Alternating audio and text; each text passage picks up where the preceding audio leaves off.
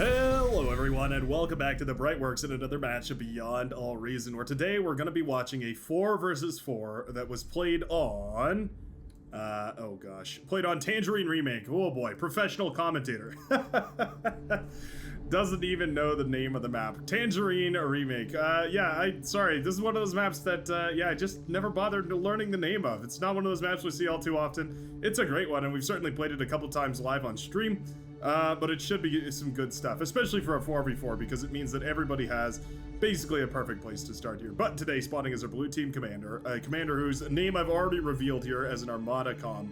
It's going to be none other than Zardalak. Zardalak, the blue commander, hailing at 27 open skill, and the leader of the Canadian team here, going to be showing us what he's got right up here on the front line, going up against our red team leader. Today, hailing as the American team leader, it's going to be none other than Stellas.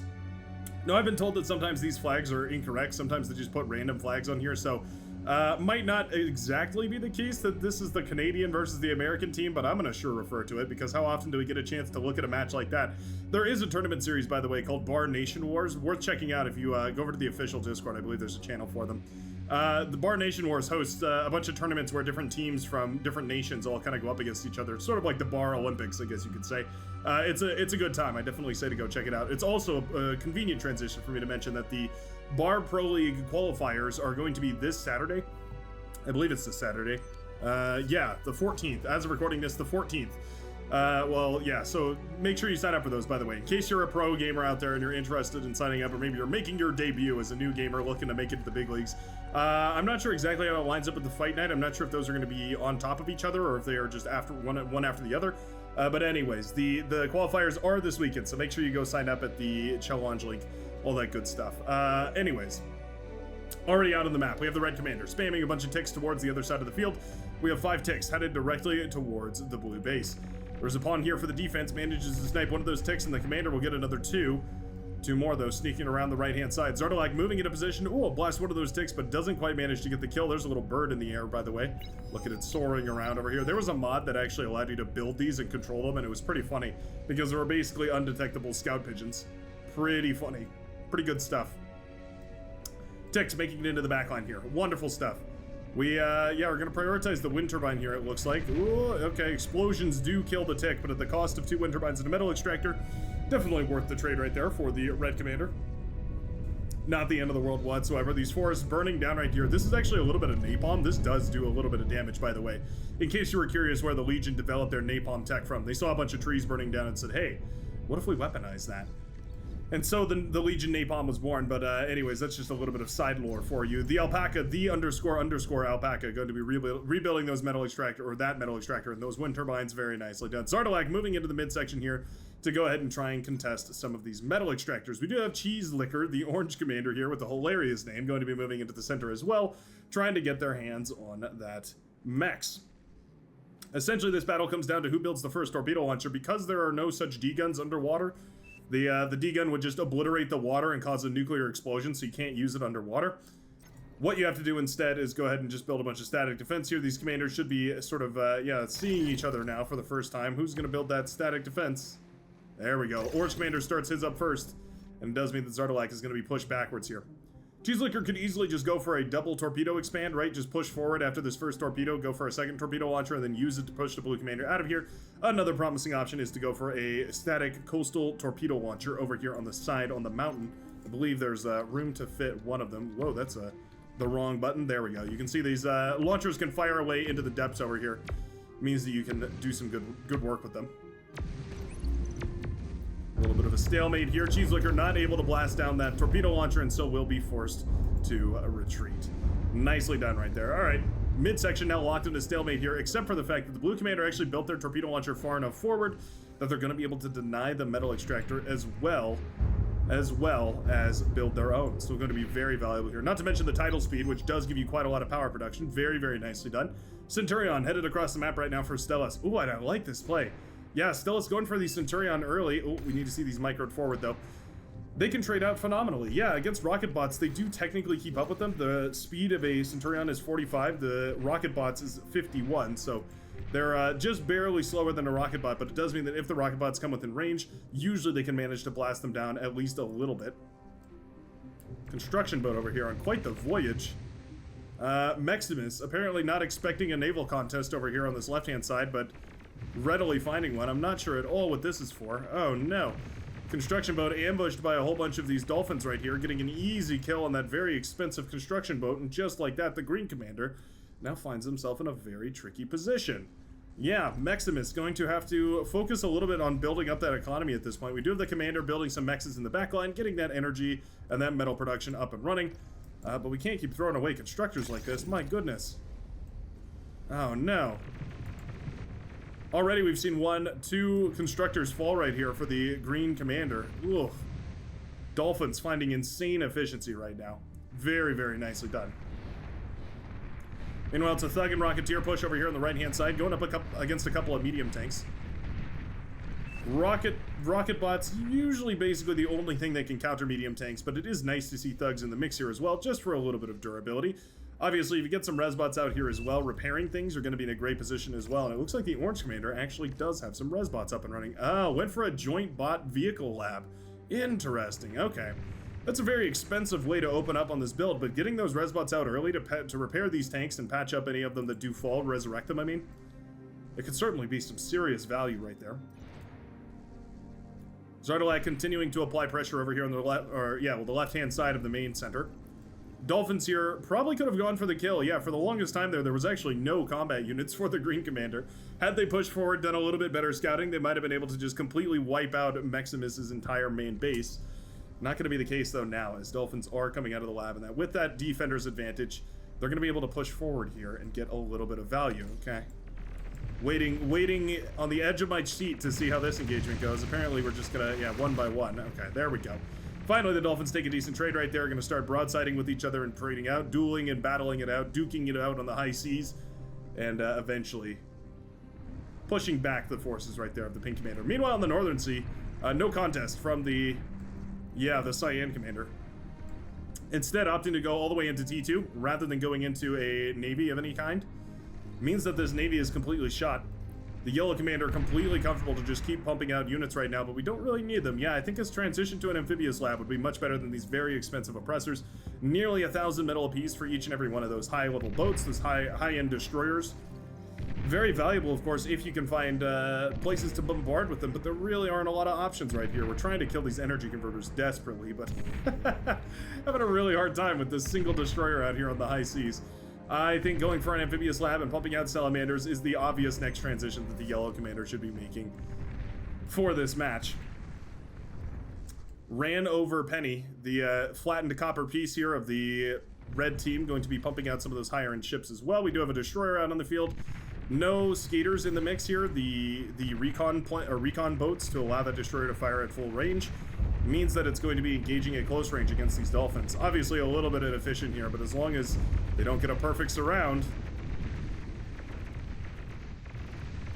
Speak of the devil and he shall arrive. The Dolphins do get a beautiful surround on the destroyer, and just like that, the entire Pink Navy is blasted to smithereens in about a second and a half. Just goes to show how dangerous it can be to leave your Navy unattended like that, but ran over Penny, learning the hard way just how volatile that Navy field can be, and just like that, learning just how dangerous it is to not include a couple of those scout boats into your composition here. 2 res subs to eat up this wreckage right here, and I think the Green Commander is going to be in a fabulous way. Building all those Dolphins back into frigates or destroyers would obviously be an easy way to close out this battle, but honestly, you could go for anything. Going for even just mass Dolphin might be more than sufficient.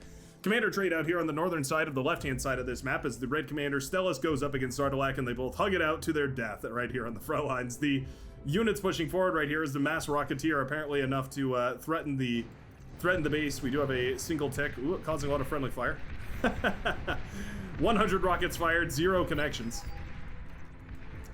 One of the very beneficial points about the tick is, of course, its ability to dodge those slower projectiles. Rocketeers really struggling to prioritize the static defense here that's actually doing any damage to them is pretty funny. There we go. 1 pawn in the mix here might be enough. Maybe a Centurion if you're feeling extra spicy. A Resbot queued up here to try and advantage some of that metal over here. 2,500 metal, definitely worth trying to take advantage of. Rocket bots continuing to fire away. Volley after volley until all ticks are dead. Medium tanks rerouted from the right-hand side over towards the left. We do have a Warden coming up, the heavy laser tower, going to be blasting down some of these units over here, making sure that none of these rocket bots can comfortably push forward. while the medium tanks move on over to this side to try and thwart the advances of our blue leader here. Frigates causing issues here for the blue player as well, although they are just parked right offshore, so those Rocketeers are having a wonderful time blasting away at them. Medium tanks get the surround, though, and just like that, those Rocketeers are pounced on. Hundreds, if not thousands, of metal right down the drain for the blue commander, as every single Rocketeer gets surrounded and destroyed. Brutal engagement right there, as all the red team's all the metal there gets eaten up and sent on over to the red team. Building wind turbines and building up that energy, obviously important. Wouldn't mind seeing a couple solar panels, though. It looks like that wind speed, it gets real low. Now it's shooting back up here, so the red team will have enough energy to actually spend all that metal, but my goodness, if that isn't a luxurious battlefield worth of several thousand metal that all went back towards the red team. That should have been an easy advantage right there for the blue commander. However, unfortunately, due to one wrong battle, one misplaced battle, all has gone astray. Looks like the Navy has been rebuilt here. Yeah, both of these commanders a little bit cowardly here. Not willing to risk their navies, right? But the Green Commander at one point in time had every boat on the high sea over here on the left-hand side, or just about every boat. At this point, the navies are about even once more, so we're having a little bit of a tricky situation now. More constructors dying, and you really can't afford to lose them. They're so valuable. Using them to build tidal generators, using them to build E-converters, using them to build really just about anything. So valuable, and losing those right here really stings. At least we've reclaimed quite a lot of this, though. We do have the res subs out here in order to pick things back up. We do have the resurrected destroyer, which is obviously a nice addition to the composition. Only frigates here for the pink commander, but we do have a submarine as well. And it looks like we've gone, wow, into a T2 laboratory here. Interesting, okay. Wasn't expecting a T2 naval transition here from the from the yellow commander. Not the end of the world, of course, but going for a Buccaneer instead of a T2 construction ship in order to get these mexes upgraded, definitely a strange decision from Fader. Also not sure what the Buccaneer is meant to achieve at this point.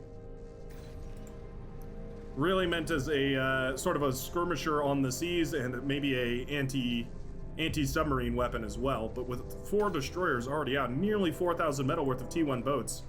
Do we really need another 1,000 or so metal? Somebody pointed out, oh, by the way, that it's pretty interesting. The Buccaneer is barely any more expensive than the Destroyer. It's 1,000 metal versus 960 metal, so a 40 metal difference for quite an expensive but quite an effective boat here. So definitely, if you had to choose between the two, the reason it was brought up is because I commented that it feels like these cruisers are not nearly as efficient as the Destroyers are. What I forgot to account for is, of course, that the cost is almost identical. And you do get the heavy lasers as well as the depth charges, which can skirmish at quite a longer range, which makes them really nice. Anywho, messenger boat's going to be the next thing to come up, the messenger cruise missile ship. Medium tanks imminently destroying, they're imminent on the destruction of the base here of the purple commander. The purple commander's base's destruction is imminent. Boy, that sentence really got away from me, didn't it? The brute. Hard to really say if there's anything as devastating in the T1 era to just build up to mass. Putting out maybe a couple thousand metal worth of brutes is just probably the easiest way to push forward on a front line. A couple of amphib tanks, by the way, shutting down the E-converters over here, which is very annoying. Sharpshooter trying to clean up as many of these tanks as possible. It only fires every so often, though, so when it clicks away, it's wonderful. But, of course, it can only take so many shots at a time. There we go. Another tank down. Slowly but surely. If we had maybe 3 of these sharpshooters up and running, maybe it would have been possible to keep them working properly. But unfortunately for the blue commander, the tanks have just ravaged this entire front line. Geothermal down for the purple commander hurts a lot as well. We could see some res subs. Oh, nice deacon right there from Cheeselicker. Yeah, commander diving and retreating, forcing the army to engage and then pulling back here, making it very difficult for the purple commander to definitively pull the trigger here and actually push into this. One way that you can mitigate a lot of that is just by spreading your units out, making it much more difficult for the commander to actually get a killer D-gun, because they'd have to fire in multiple different directions here. But with the aggravators clumped up like that, the ones in the back can't really fire either. And Cheeselicker, despite not being able to D-gun down most of this army, with the explosion will kill just about everything else. Probably about 2,000 metal worth of army right there, reduced to about 700. Well, 700 exactly, actually. Apparently 1, 2, 3, 4, 5 thugs costing exactly 700 metal. Good to know. Even numbers like that, always worth paying attention to. Glad I cut over here because boom goes the geothermal of the Cyan Commander right next to the actual commander itself, meaning that the blue base goes up in smoke. My goodness, what an efficient use case for those messenger cruise ships here. The sharpshooter bot takes, I believe it's 1,000 energy to fire. It might be 700 energy. It costs quite a lot of energy to fire here. More energy than the blue commander even has in storage right now. Means that, yeah, without some sort of help from teammates, that sharpshooter is going to be basically worthless. What an engagement on this left-hand side, by the way. The scars of a battle hard fought over here as a submarine is sent out to try and deal with any res subs that might be over here. Dolphins tried to go for a little runaround as well, but the destroyer production is now up in full speed. And it looks like this construction boat will fall. So denying some of that reclaim is great. Getting it under your own hands would be even better. Is mass submarine really the move here? I don't think so. We do have quite a few coming out, but we also have quite a few destroyers available right now from the pink commander as well. Matching destroyer and skater, 1-to-1 destroyer skater, was a really nice composition. I certainly enjoyed it when I gave it a try. Feels very expensive, but because those Armada destroyers are ever so slightly cheaper, as long as you take decent fights and you manage to snowball a little bit earlier than an Armada commander, or at the very least keep pace with an Armada commander, you're going to be in a pretty good way. Yeah, T1 bot's not going to hold up against the T2 here. We do have a T1 bot lab out here as well, and the T2 the T2 construction bot lab has gone down. The T2 bot lab, I should say. Oh, in fact, the Cyan commander leaving the game in its entirety here, unwilling to even stick in through this match after being obliterated and not having another constructor handed over from a teammate. Maximus moving over in that direction to try and contest this, but my goodness, we're done with the missile boats. Already they found their value here. Can they reach this purple base? Not really.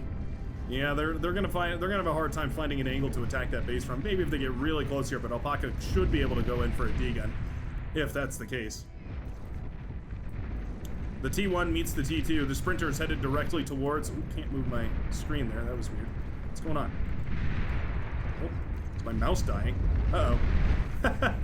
Oh, no. I think my mouse is dying. That's not good. Not like... I don't have my mouse is plugged in. I think it's, like, broken or something. Oh, uh-oh.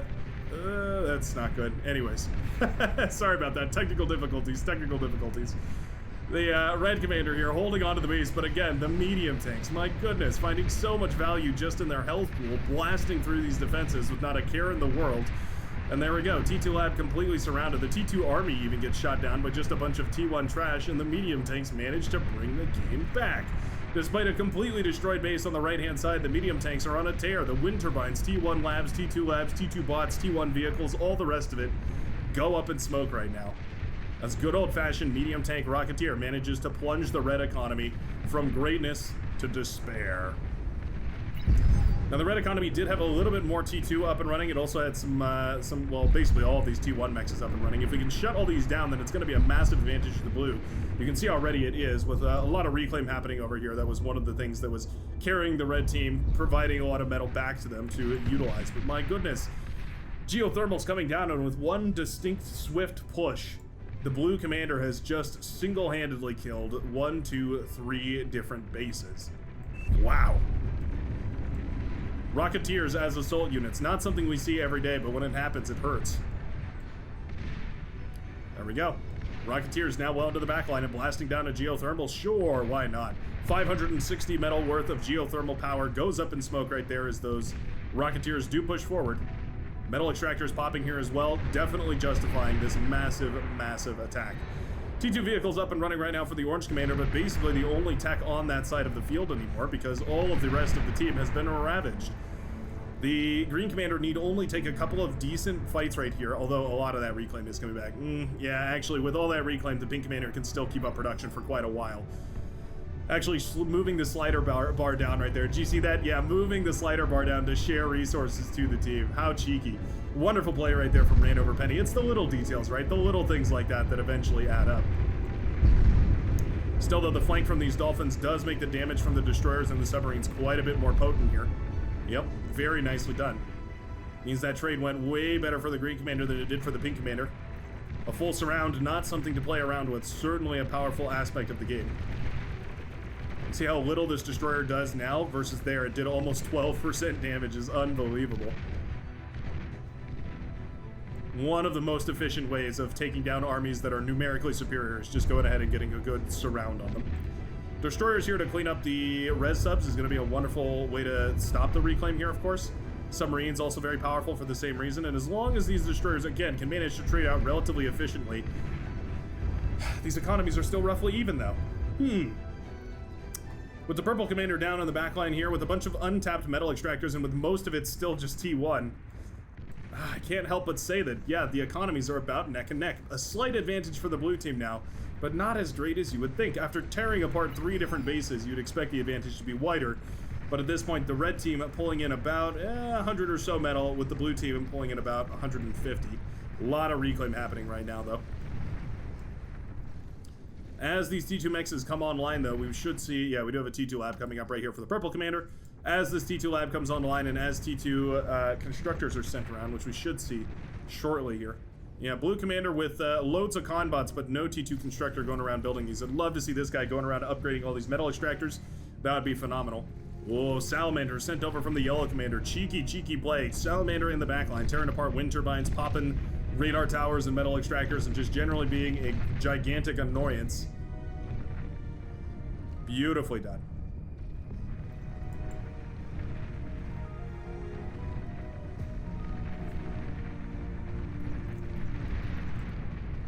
Good old medium tanks, still being a nuisance. Welders included here for a little bit more sturdiness in the composition, though. Welder's sort of the medium tank of the T2 bot lab, if you will. Kind of a ridiculous comparison, but you get the gist of it. It's tanky, does a decent amount of damage. Not a crazy amount of damage, so yeah, you can see about 4% damage on one of those heavy tanks. It's not spectacular. Certainly very valuable, though, for including in the composition to deny, for instance, any sort of tick spam from getting any value. Fader stepping up onto land right here. The yellow commander actually accompanied by the salamander tank gonna start getting aggressive here. Whoa, Maximus goes down. Wow. In a desperate last throw, the blue team is knocked out of the game by the yellow commander, managing to snipe the final blue commander with the last salamander under their control. Fader's clutching the victory. The Fader clutching the victory for his team by sniping the last blue commander there. And the blue team all less than the wiser about that commander going down on that right-hand side. What a way to end this match that was otherwise well in the hands of the blue team. All they needed was one more big, swift, decisive push into the orange base, and I think they would have had it. But the yellow commander said nuh-uh to that and decided to go ahead and win the game. What a beautiful back and forth right there. Almost completely thought it was in the red team's hand when they pushed in and killed all those bases, especially with the geothermal popping and the blue player tapping out of the game early. But in the end, the red team did manage to win it with a cheeky little comp snipe. Thanks a ton for watching. I sure hope you enjoyed. Let me know how you feel about 4v4 versus 8v8. I'm still trying to gauge the difference in audience reception, right? How many people prefer each one. I'm still going to cast either game regardless. I like it all. But I'm just curious what you guys are into. Thanks a ton for watching. This is The Brightworks. I sure hope you'll subscribe and leave a like on the video if you did enjoy it as well. And I will see you in the very next game of Beyond All Reason. Peace out, everybody, and have a great rest of your day.